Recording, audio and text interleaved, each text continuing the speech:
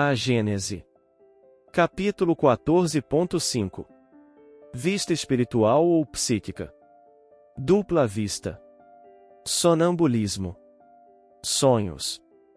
22. O perispírito é o traço de união entre a vida corpórea e a vida espiritual. É por seu intermédio que o espírito encarnado se acha em relação contínua com os desencarnados, em suma, por seu intermédio, que se operam no homem fenômenos especiais, cuja causa fundamental não se encontra na matéria tangível e que, por essa razão, parecem sobrenaturais. É nas propriedades e nas irradiações do fluido perispirítico que se tem de procurar a causa da dupla vista, ou vista espiritual, aqui também se pode chamar vista psíquica, da qual muitas pessoas são dotadas, frequentemente a seu mau grado, assim como da vista sonambúlica. O perispírito é o órgão sensitivo do espírito, por meio do qual este percebe coisas espirituais que escapam aos sentidos corpóreos. Pelos órgãos do corpo, a visão, a audição e as diversas sensações são localizadas e limitadas à percepção das coisas materiais. Pelo sentido espiritual, ou psíquico, elas se generalizam, o espírito vê, ouve e sente, por todo o seu ser, tudo que se encontra na esfera de irradiação do seu fluido perispirítico. No homem, tais fenômenos constituem a manifestação da vida espiritual, é a alma a atuar fora do organismo. Na dupla vista ou percepção pelo sentido psíquico, ele não vê com os olhos do corpo, embora, muitas vezes, por hábito, dirija o olhar para o ponto que lhe chama a atenção. Vê com os olhos da alma e a prova está em que vê perfeitamente bem com os olhos fechados e vê o que está muito além do alcance do raio visual. Lê o pensamento figurado no raio fluídico, item 15.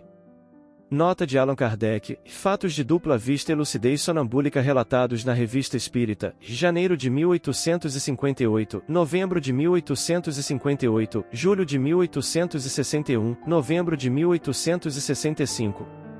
23. Embora, durante a vida, o espírito se encontre preso ao corpo pelo perispírito, não se lhe acha tão escravizado, que não possa alongar a cadeia que o prende transportar-se a um ponto distante, quer sobre a terra, quer do espaço. Repugna ao espírito estar ligado ao corpo, porque a sua vida normal é a de liberdade e a vida corporal é a do servo preso à gleba. Ele, por conseguinte, se sente feliz em deixar o corpo, como o pássaro em se encontrar fora da gaiola, pelo que aproveita todas as ocasiões que se lhe oferecem para dela se escapar, de todos os instantes em que a sua presença não é necessária à vida de relação.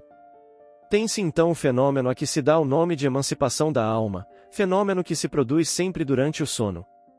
De todas as vezes que o corpo repousa, que os sentidos ficam inativos, o espírito se desprende.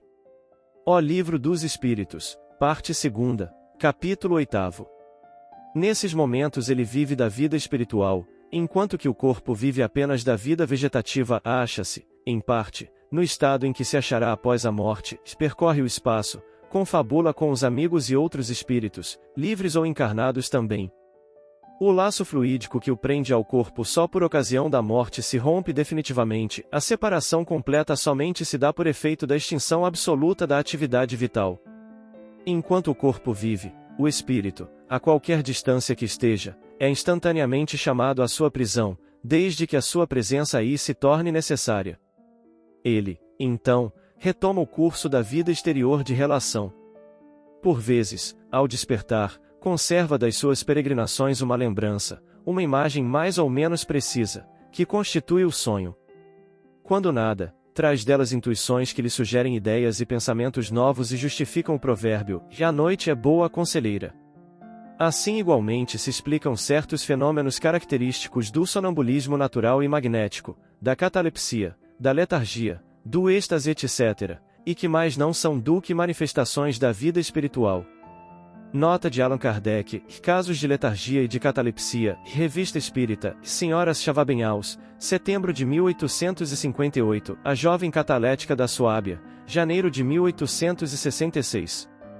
24. Pois que a visão espiritual não se opera por meio dos olhos do corpo, segue-se que a percepção das coisas não se verifica mediante a luz ordinária, e de fato, a luz material é feita para o mundo material, para o mundo espiritual, uma luz especial existe, cuja natureza desconhecemos, porém que é, sem dúvida, uma das propriedades do fluido etéreo, adequada às percepções visuais da alma.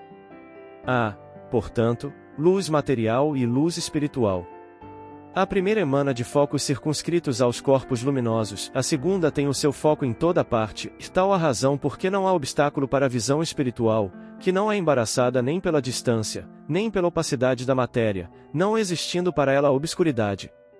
O mundo espiritual é, pois, iluminado pela luz espiritual, que tem seus efeitos próprios, como o mundo material é iluminado pela luz solar.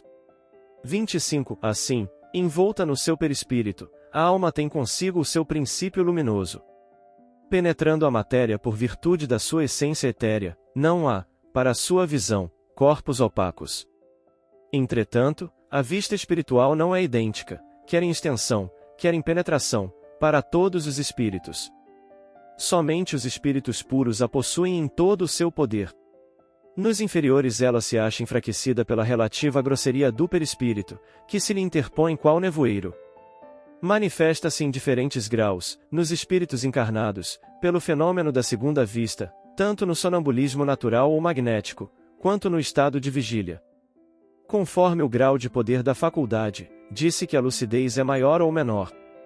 Com o auxílio dessa faculdade é que certas pessoas veem o interior do organismo humano e descrevem as causas das enfermidades. 26. A vista espiritual, portanto, faculta percepções especiais que, não tendo por sede os órgãos materiais, se operam em condições muito diversas das que decorrem da vida corporal. Efetuando-se fora do organismo, tem ela uma mobilidade que derrui todas as previsões. Indispensável se torna estudá-la em seus efeitos e em suas causas e não assimilando-a à vista ordinária, que ela não se destina a suprir, salvo casos excepcionais, que se não poderiam tomar como regra. 27. Necessariamente incompleta e imperfeita é a vista espiritual nos espíritos encarnados, por conseguinte, sujeita a aberrações. Tendo por sede a própria alma, o estado desta há de influir nas percepções que aquela vista faculte. Segundo o grau de desenvolvimento, as circunstâncias e o estado moral do indivíduo, pode ela dar, quer durante o sono, quer no estado de vigília, primeiro a percepção de certos fatos materiais e reais, como o conhecimento de alguns que ocorram a grande distância, os detalhes descritivos de uma localidade, as causas de uma enfermidade e os remédios convenientes, segundo a percepção de coisas igualmente reais do mundo espiritual, como a presença dos espíritos, terceiro imagens fantásticas criadas pela imaginação. Análogas às criações fluídicas do pensamento, veja-se, acima, o item 14. Estas criações se acham sempre em relação com as disposições morais do espírito que as gera. É assim que o pensamento de pessoas fortemente imbuídas de certas crenças religiosas e com elas preocupadas lhes apresenta o inferno, suas fornalhas, suas torturas e seus demônios, tais quais essas pessoas os imaginam. Às vezes, é toda uma epopeia. Os pagãos viam o Olimpo e o Tártaro, como os cristãos veem o inferno e o paraíso. Se, ao despertarem, ou ao saírem do êxtase, conservam lembrança exata de suas visões, os que as tiveram tomam-nas como realidades confirmativas de suas crenças, quando tudo não passa de produto de seus próprios pensamentos.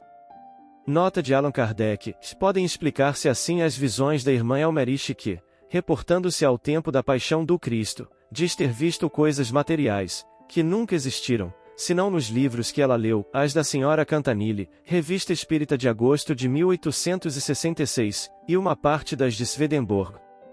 Cumpre, pois, se faça uma distinção muito rigorosa nas visões estáticas, antes que se lhes dê crédito. A tal propósito, o remédio para a excessiva credulidade é o estudo das leis que regem o mundo espiritual. 28. Os sonhos propriamente ditos apresentam os 3 caracteres das visões acima descritas. As 2 primeiras categorias dessas visões pertencem os sonhos de previsões, pressentimentos e avisos. Nota de Allan Kardec: veja-se, abaixo, o capítulo 16, Teoria da Presciência, itens 1 a 3. Na terceira, isto é, nas criações fluídicas do pensamento, é que se pode deparar com a causa de certas imagens fantásticas, que nada têm de real, com relação à vida corpórea, mas que apresentam às vezes, para o espírito, uma realidade tal, que o corpo lhe sente o contra-choque, havendo casos em que os cabelos embranquecem sob a impressão de um sonho. podem essas criações ser provocadas pela exaltação das crenças, por lembranças retrospectivas, por gostos, desejos, paixões, temor, remorsos, pelas preocupações habituais, pelas necessidades do corpo, ou por um embaraço nas funções do organismo, finalmente, por outros espíritos, com objetivo benévolo ou maléfico, conforme a sua natureza. Nota de Allan Kardec, Revista Espírita, junho de 1866, setembro de 1866.